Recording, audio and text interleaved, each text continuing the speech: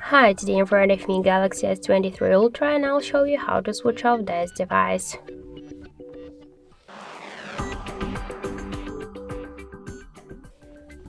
So just to do that, we should press the power key button on the right side of your phone for a few seconds.